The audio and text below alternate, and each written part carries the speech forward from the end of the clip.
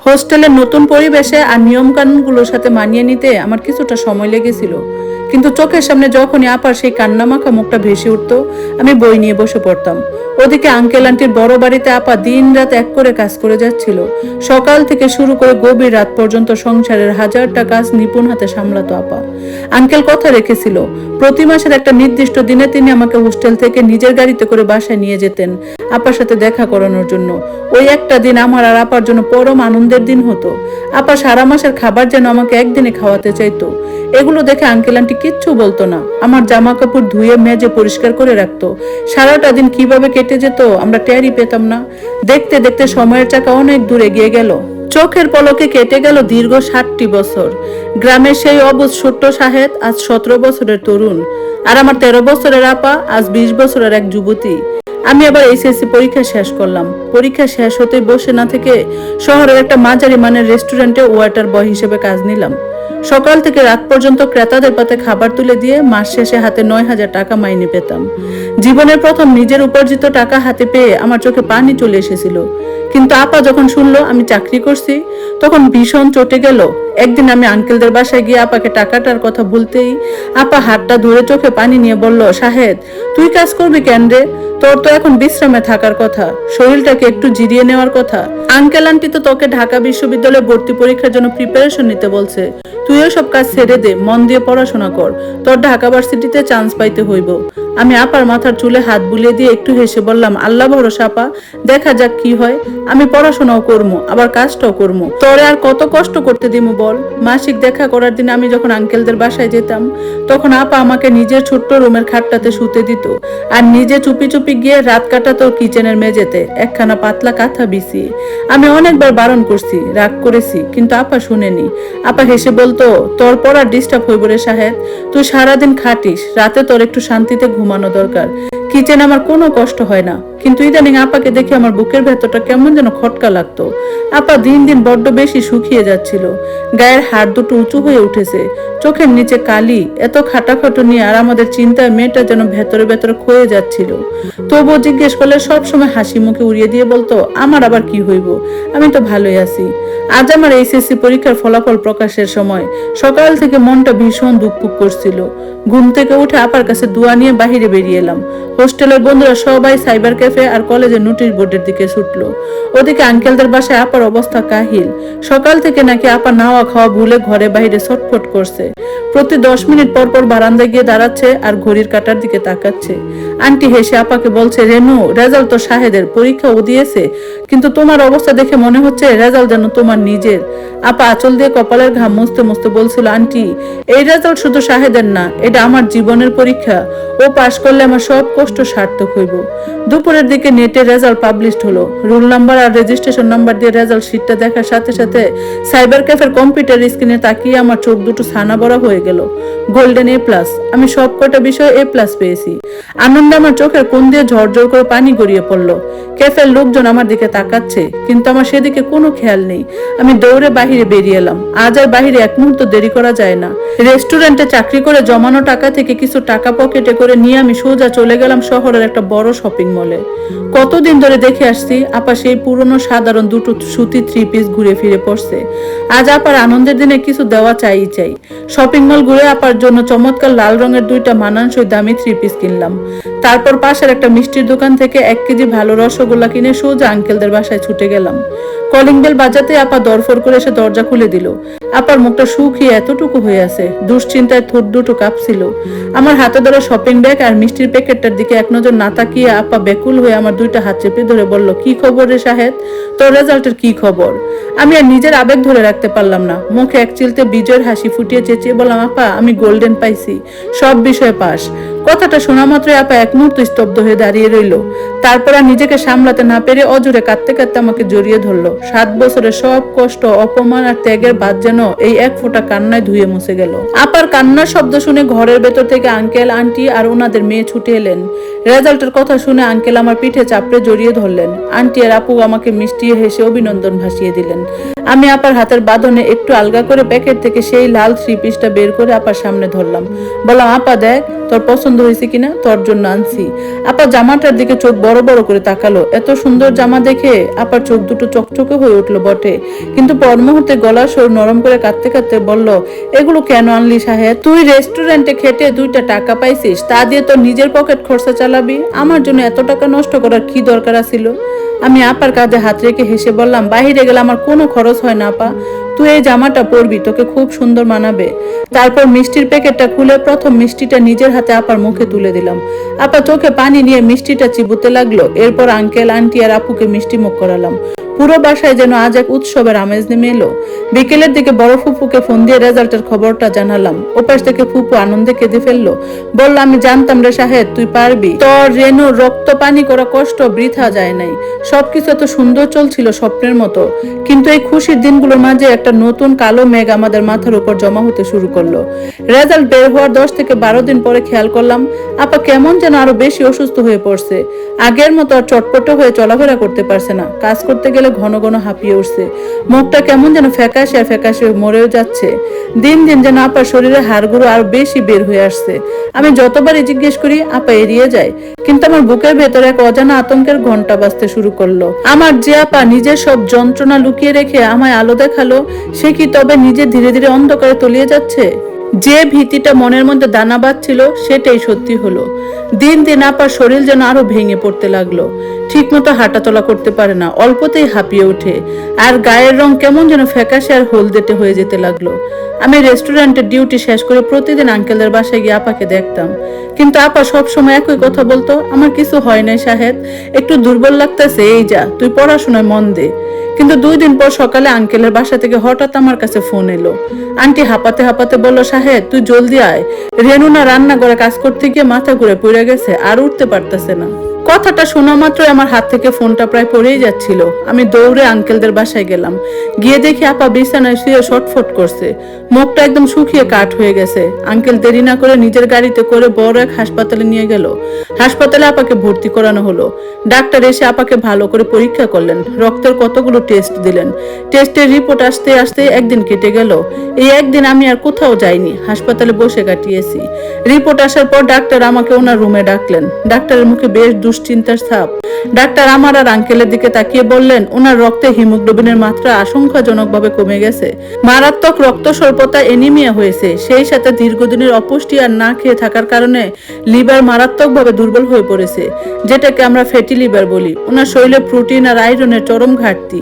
আমি ডাক্তারের কথা শুনে কেঁদে ফেললাম। ডাক্তার আমার পিঠে হাত রেখে বললেন, ভয়ের কিছু নেই, তবে অবহেলা করা যাবে না, ঠিকমতো ঔষধ, পুষ্টিকর খাবার আর সম্পূর্ণ বিশ্রামে থাকতে হবে। কিন্তু বয়স এত কম, এতদিন ধরে শরীরটা এভাবে অবহেলা করলো কেন? ঠিক মতো খেত না। ডাক্তারের এই প্রশ্নে আমার বুকটা ছিঁড়ে যাচ্ছিল। আমি জানি আপা কেন খায়নি। নিজের ভাগের ভালো খাবারটা সবসময় আমার জন্য জমিয়ে রাখতো। নিজে না খেয়ে একবেলা আধবেলা খেয়ে দিন কাটিয়েছে, শুধু আমার পড়াশোনার খরচের কথা চিন্তা করে। নিজের শরীরে চিন্তা না করে পুরোটা সময় যে মেয়েটা না খেয়ে কাটালো, আজ তার এই ফল রক্ত স্বল্পতা আর দুর্বল লিভার। আঙ্কেল ডাক্তারকে বলল, ডাক্তার সাহেব আপনি যা যা ওষুধ লাগে লিখুন, ও যেন তাড়াতাড়ি সুস্থ হয়। হাসপাতালের বেডে আপা যখন শুয়েছিল আমি পাশে গিয়ে বসলাম।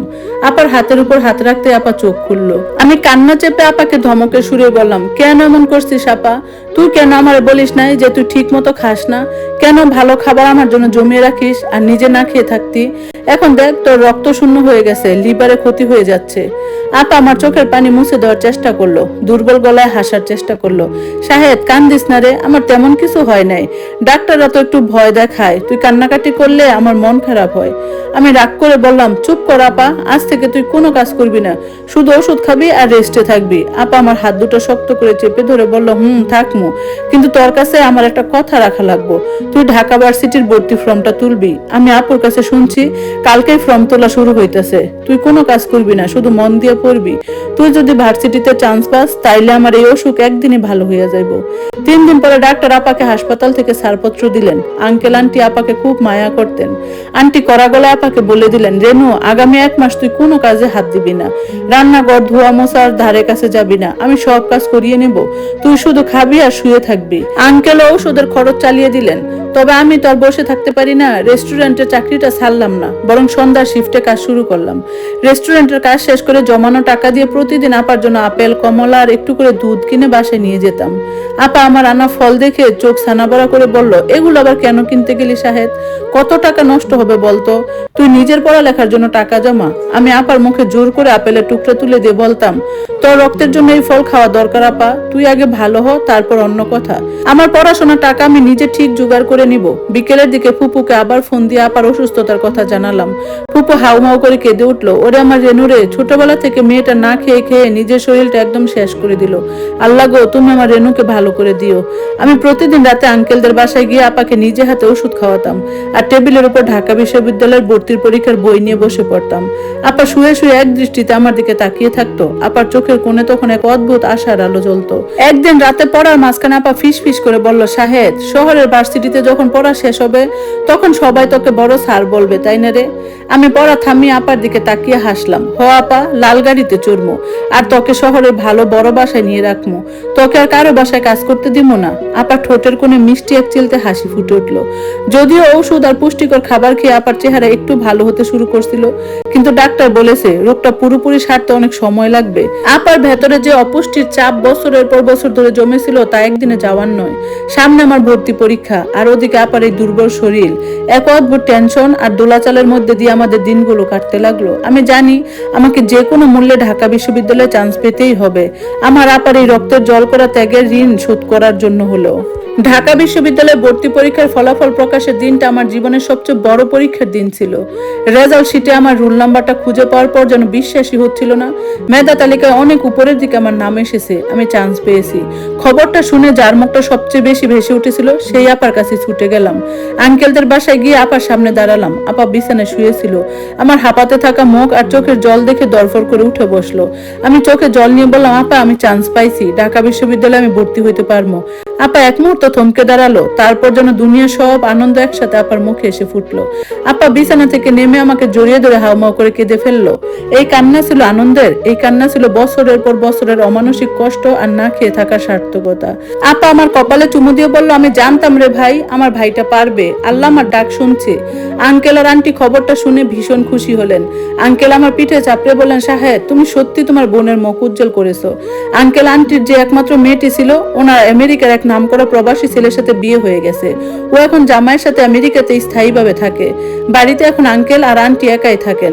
তাই আপা আর আমাকে ওনারা নিজেদের এই সন্তানের মতো করে স্নেহ করতেন। ভর্তি হওয়ার পর থেকে রেস্টুরেন্টের চাকরিটা আর সামলাতে পারছিলাম না।